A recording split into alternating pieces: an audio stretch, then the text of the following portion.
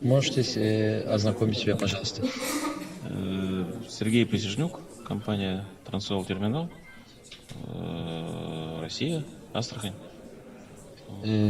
Какие деятельности в вашей компании? Мы являемся оператором, собственником и оператором наливного терминала, который занимается перевалкой наливных грузов. Сейчас мы, значит, завершаем реконструкцию терминала, и в ближайшее время начнет он деятельность как терминал по перевалке растительных масел. То есть растительное масло из российского производства Российской Федерации будут отправляться водным транспортом в страны Каспия. Вы здесь в целью выставки? Ну, мы хотим найти партнеров, да, потому что наш целевой рынок это как раз Каспийские страны. Поэтому мы и на выставке участвуем, и участвуем во всех мероприятиях этого форума для того, чтобы рассказать о себе, завязать новые контакты, связи и развивать бизнес. Вы впервые в Авазе?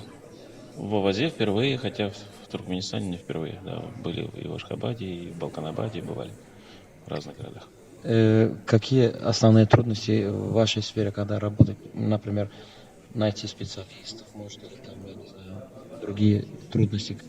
Ну, мы же как бы занимаемся нашим бизнесом в России.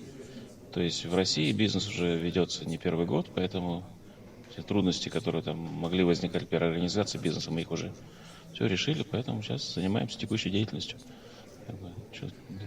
У вас есть международные партнеры? Ну, у нас мы оказываем услуги российским компаниям, которые отправляют свой груз на экспорт. Поэтому мы занимаемся внешнеэкономической деятельностью, но в интересах российских компаний. Как вы видите перспективы российско-туркменских отношений в сфере экономики?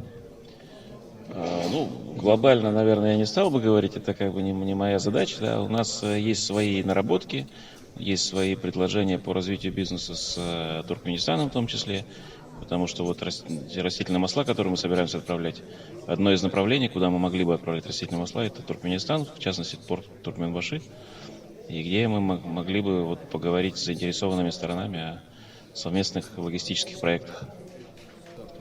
Спасибо вам большое. Желаем удачи. Спасибо большое. Успехов. Спасибо. Спасибо.